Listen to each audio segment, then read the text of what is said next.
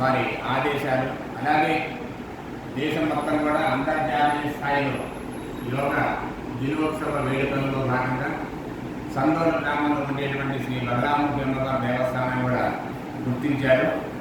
మరి ఈ దేవస్థానంలో ఈ రోజు నుండి 21వ తారీఖు వరకు కూడా ఈ ఆరోగ్యానికి సంబంధించిన ముఖ్యమైనటువంటి యోగాలు, అలాగే ప్రాణాయామం, ధ్యానం, అలాగే జపం, వీటికి సంబంధించినటువంటి అంశాలన్నీ కూడా ప్రతిరోజు కూడా ఆ అంశానికి సంబంధించినటువంటి ఒక ప్రత్యేక శిక్షణ పొందిన వారి ద్వారా ఈ దేవస్థానంలో నిర్వహించబడుతుంది.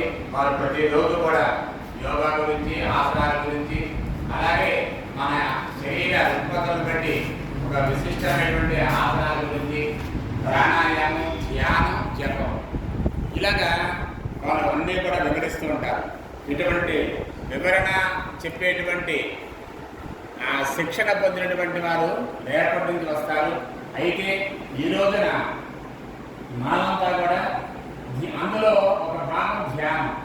ఆ ధ్యానం అంటే కేవలం ఏదైనా ధ్యానం చేసుకోవద్దు. ప్రశాంతంగా కళ్ళు మూసుకొని నమస్కారం చేసుకొని నమస్కారం వచ్చేసిన ప్రతి ఒక్కరు కూడా నమస్కారం చేయండి. కళ్ళు మూసుకొని ఓంకారం. ధ్యానం అంటే ఏదైనా కూడా ఒకటే. అందులో ఆ ధ్యానం అనేది ఓంకారంతో ప్రారంభం చేద్దాం. మొదటి రోజున ఆ ఓంకారాన్ని మీరు ముక్కుతో గాలి పీల్చుకునేప్పుడు ఓంకారం చెప్పండి. దాన్ని బంధించినప్పుడు ఓంకారం చెప్పండి. మళ్ళీ విడిచిపెట్టేప్పుడు ఓంకారంతో బయటికి పంపండి. మరి ఈ విధంగా ఇవాళ 11 సార్లు చేద్దాం. అలాగా ప్రతి ఒక్కరూ కూడా ఇటువంటి ధ్యాస మీరే దాన్ని పెట్టుకోకుండా మరి శ్వాస అనేటువంటి ధ్యాస మీద మనం ఉంచుకోగలిగినట్లయితే, అంటే మీరు గాలి పీలుస్తున్నారు, గాలి పీల్చినప్పుడు మీరు ముక్కు ద్వారా గాలి పీలుస్తున్నారు, ధ్యాస అంతా కూడా ముక్కు మీద పెట్టండి. ఓంకారాన్ని జపిస్తుంటారు. ఇతర ఆలోచనలు మర్చిపోయి ఓంకారాన్ని గమనం చేస్తూ మననం చేస్తూ ఆ ఓంకారంతోనే గాలిని బంధింపజేయండి. అలాగే ఆ ఓంకారంతోనే గాలి విడిచిపెట్టండి. ఈ విధంగా మీరు తప్పనిసరిగా చేయండి.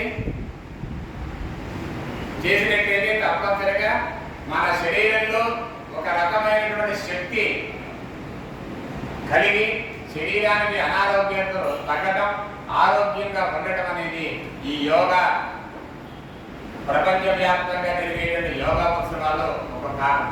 కాబట్టి ప్రతి ఒక్కరు కూడా మీరు కూడా ప్రతినిత్యం కూడా ఉదయం నిద్రలేచిన తర్వాత ఒక 5 నిమిషాలైనా సరే ధ్యానం కోసం కావచ్చు, యోగం కావచ్చు, అలాగే ప్రాణాయామం కావచ్చు.